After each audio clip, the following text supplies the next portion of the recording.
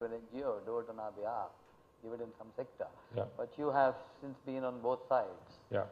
Any ideas? So my feeling here is I know this concept of shared value has become a big thing now after Michael Porter and Kramer and others. And I think it makes sense that you're leveraging the company's resources and other capacities that you have to do good in society.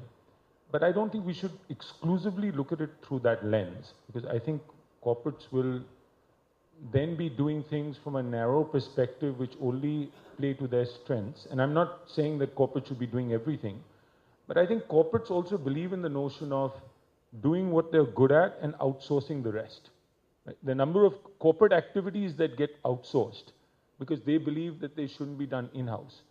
So I would look at CSR in a similar vein, which is, one is I can say I'm good at certain things. So I have certain, not just for the companies that may not have the capability, but even if I have the capability, say I'm a healthcare company, Piramal Enterprises, and Ajay does this in a personal capacity right now, but think of it as the company's foundation for a moment. A lot of the healthcare work that they're doing, they're leaning on the resources of the corporate. But they're saying that if we look at society's needs, education is really, really important as well. And so let's outsource that. And they've picked a couple of partners, Pratham and Kevalya, but they're working closely with them. Ajay actually chairs the boards of both those organizations, personally involved. I'm not suggesting every CEO will do so. They take a metrics-based approach, all of that.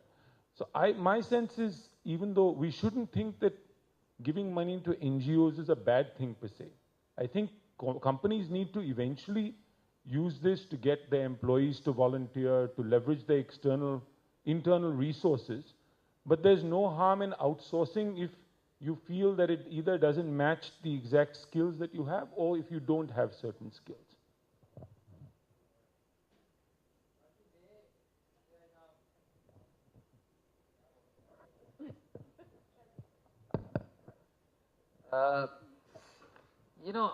As far as I know of this law, it only requires a disclosure of what you have done or what you have not done. I think there is no penalty for not doing what you had promised to do. If that be it, isn't that a weakness in the law? What's your take on this? So I think I think it's a huge positive, if I may say so, that we are not going to have a bunch of inspectors go out and inspect this thing, because I don't think we need it. In fact, my big worry on this law is that sooner or later somebody will come up with some mechanism for ensuring compliance. I think compliance can be ensured by the simple fact of disclosure. And in India we have a very active press, a fairly active NGO community, and I can tell you people will be watching this with with good and bad intent, unfortunately, but people will be watching it.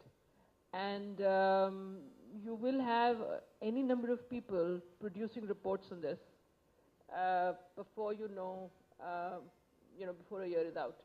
So I think there will be scrutiny by virtue of the fact that you're required to disclose. And I think the other thing that I'm a big believer in self-regulation for some things, and I think this is something where you're expecting directors on the board to be responsible.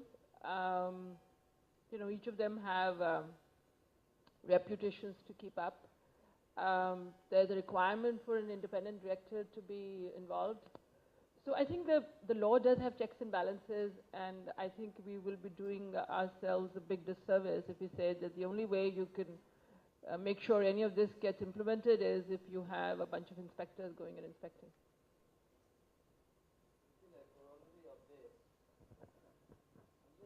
Disabled, the bureaucracy down below, are they not going to look at it? I didn't hear you actually. unless you disable the bureaucracy down below, maybe the minister feels that there is no need to check, but there is a gentleman sitting there at the field level who is going to ask these questions and then harass. So while, since you are also going to be associated with law framing, the rules framing, you may consider disabling your lower levels, looking into this aspect of the functioning of corporates. See, what we are trying to do at the moment when the law is going to get rolled out, maybe for the next couple of years at least with these, the initial set of rules, is to keep the onus with the CSR committee of the board which prepares that policy. So suppose you do have local pressure from the bureaucracy which compels you to spend and the policy does not permit you. So maybe the lower level or the executive level people of the CSR who are handling the CSR process will have to take refuge in that policy because they can't possibly, allocate funds if their company policy does not permit it. Because otherwise, how do you release funds? They have to be guided by a policy and that is linked to the rules which connect with the law. So at the end of the day, I think the CSR people will have to be strong enough to interact with the local bureaucracy and tell them. And secondly, if the local bureaucracy or the local MP or the MLA, etc., they do raise requests and requirements which are very genuine, and if they can be projectivized and a proper, grant and can be fitted into the grant receiving process of the company, that can also be looked into by the CSR people so that they keep the local bureaucracy also at bay. And first, they do the due diligence of the local NGOs who may be required to deliver those projects.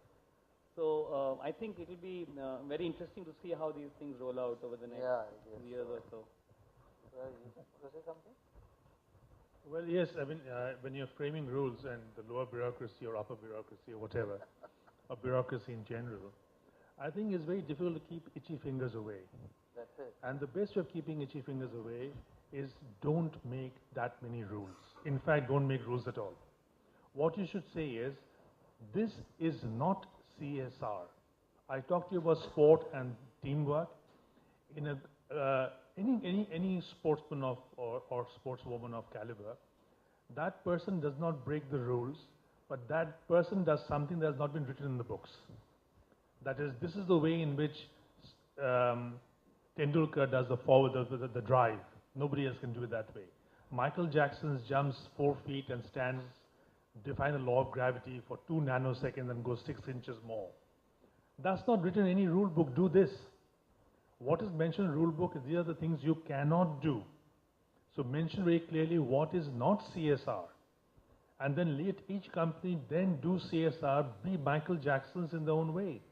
By telling them what you should do is the wrong thing to go about it. There's any program. What you should do is the handbook of snobs. This is how you should drink coffee. This is how you should eat a cucumber sandwich. But in handbook of excellence, there's never what you should do. The only thing that is there is what you cannot do. Not should not, cannot do. And if you do any of that, the whistle blows. When you do something within the rule but not done by anybody in the past and you raise the bar, that is very good. But there's no rule that says do this. So in my view, when you're making rules, please don't go about saying what you should do. Please make very clear what is not CSR. Think of ways and means by which you can reward. An example of that, because that might also become very frightening. A long list of things you should No, not no. do. Always think of it this way. And this is the business ethics part I'm telling you about. Always think of it this way. Your commandments should be parsimonious and few in number. If you have 25 commandments, it won't do. I think Moses was quite right. He walked away after 10. That is the max, or around that much, 7, 5, 3, 4, depending upon the kind of company you're running. But what the no-nos in cricket, the no-nos are very few. In football, they're very few. And that is it. Just mention what is not acceptable under any circumstance. Of course, you can't break the law. That is taken for granted. But each company should have different ways of looking at things. For example, some companies may say, no gift giving at all. Full stop. Depends on the kind of company you're running. No gift giving at all. Depends on the kind of company you're running. So if there's no way of saying this is true for all companies, every company must customize its commandments. And I think in CSR too, you should try and get a minimal set of commandments which you think will not be violated under any circumstances, which you can uphold and look after, and then leave as much room as possible for CSR inventiveness to work in. The problem with that is that the government has now decided that you have to show how you spent 2%. Right? So. That will come out in your annual statement report. No, that I understand. But you have to spend the 2%, no?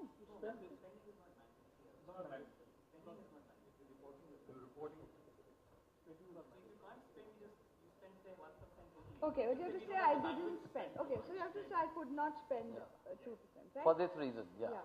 So that's fine, but again, I would just say that if the rules are not restrictive, so for example, companies might be doing some kind of innovations right now that we cannot imagine and write down in a rule.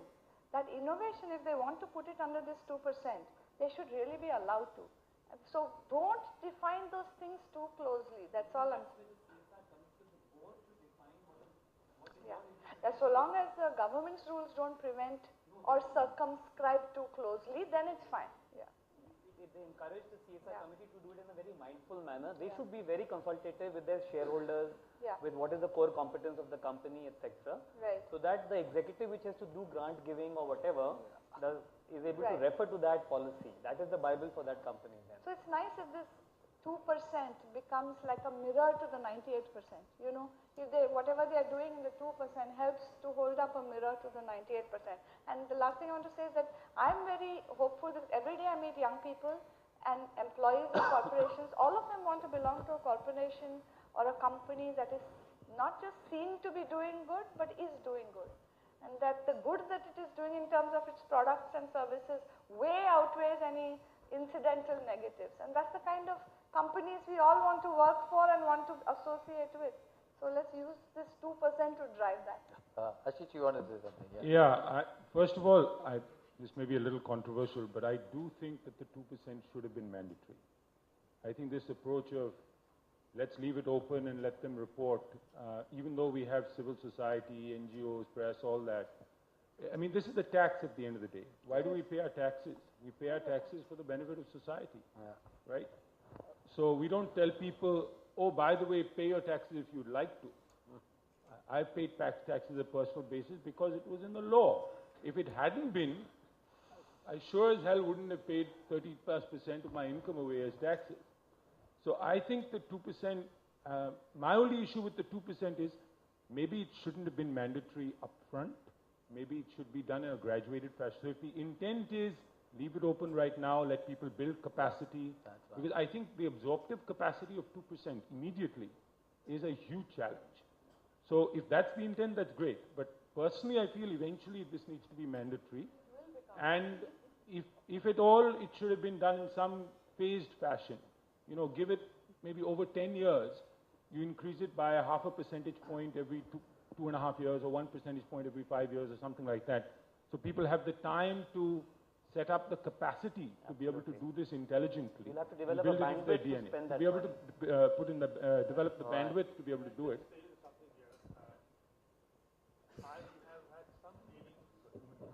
I've had some dealings, not too many though, and not very intimate either. But you know, this mandatory business, in fairness, I'd say this much, that there has been a kind of a philosophical discussion on the subject. That is to say that we are not doing, asking the companies to do what we should be doing, you know. So it is not as if we want this, taxes are meant for the government to do things. This is not meant for the government to do anything. This was a philosophical point of departure, and it is supposed to be entirely voluntary.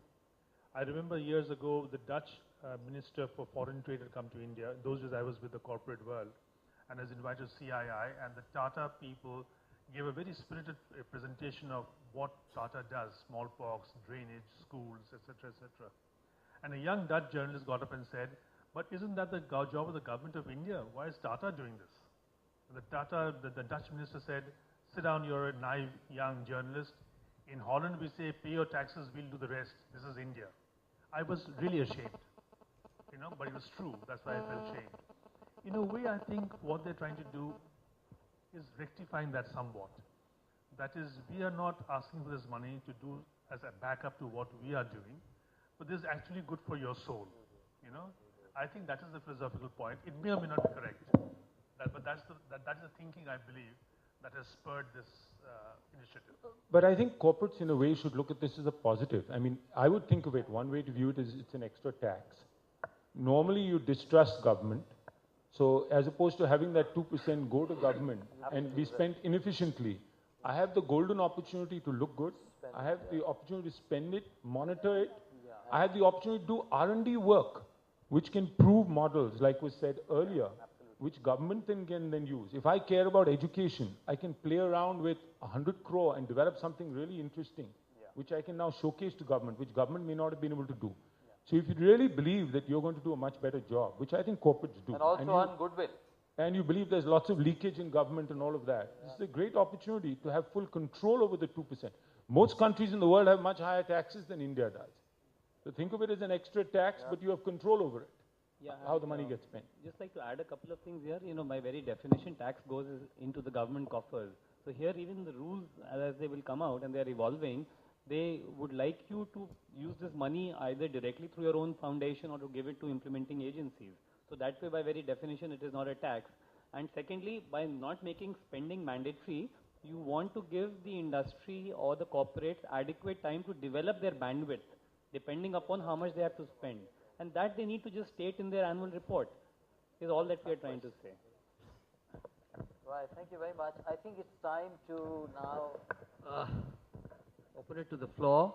So, any questions, please introduce yourself and also address the panelists you want to address your question to. Yep, maybe there. Probably she needs some.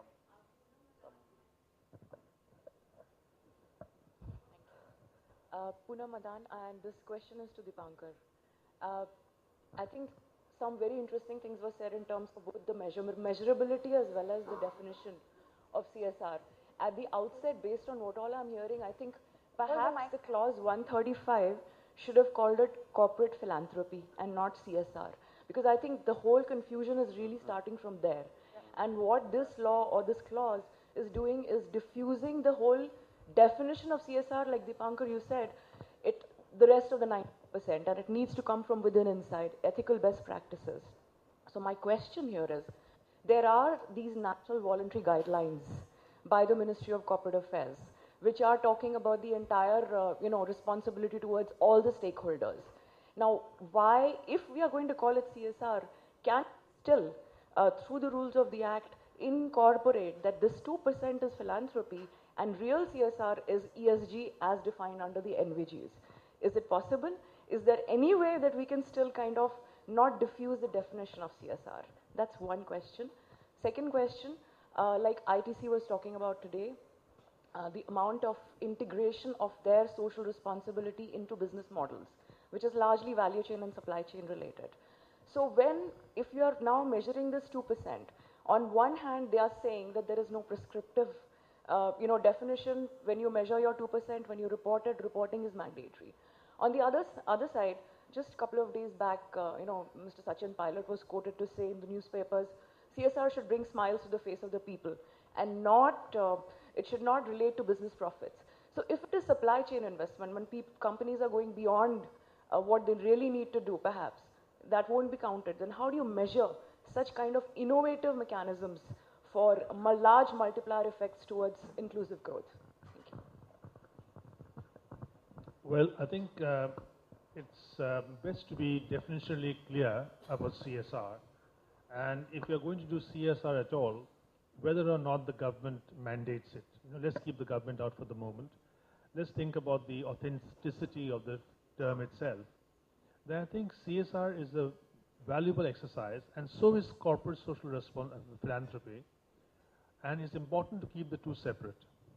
Corporate philanthropy is a very good thing, and I think a large number of NGOs have done excellent work because they've been supported through corporate philanthropy. But when we say CSR, we mean something different. And the difference is simply this, that in corporate philanthropy, you might check out the various NGOs or various organizations you want to fund, but eventually at the end of the day, you're writing a check, isn't it? You might do some screening, but you're writing a check. In CSR, the pressure is on the directors and those within the company to see to what extent their work within can reach out. Now, if you were to say that these are various ways of getting a supply chain in shape, various ways of value addition, then that would still be company work. It would not be CSR. Let us say you're Amul, you know, and you want to see how milk can be brought from a distance to the outlet without any damage to the milk. That is still that's not CSR. That is still company work. CSR is when you go outside of it. As I mentioned, I gave 2 examples. We can add many more. That is, you do things which are either your core competence, you're reaching out, or it is a community you're reaching out to, or it is, you know, certain consumers. For example, you know, as I mentioned, have you heard the Tylenol Firestone debate? Firestone was told again and again, a large number of cars with Firestone tires were capsizing at high speed. By capsizing, I mean overturning, you know. And Firestone kept denying that there was anything wrong with them, and eventually Firestone died. Tylenol, some mad fellow came to the drugstores and put poison tablets in Tylenol. Tylenol said, yes, it's a problem with our company. We have not made the caps properly. So they withdrew all the Tylenols from the shelves and redesigned the caps and claimed #1 position again. Right? Now that would be a kind of business ethics. It is not still corporate social responsibility. So corporate social responsibility, when you branch out and do something different and innovative, and as you were saying, that then the government can, you know, see that model and take it forward. I think that is corporate social responsibility. Adding to the value chain, etc., is not quite corporate social responsibility, but it's good business, and what is more, it is probably also qualifies as ethical business. Have I left a question unanswered? No. Yeah, Arif.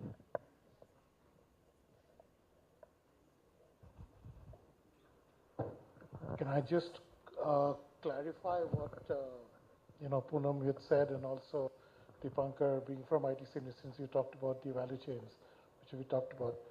Now, one issue is when we're doing this, he's selling to my competitor, so he's not part of my value chain. As I said, this year we didn't get any pulp from those plantations. Second is ITC has an option of importing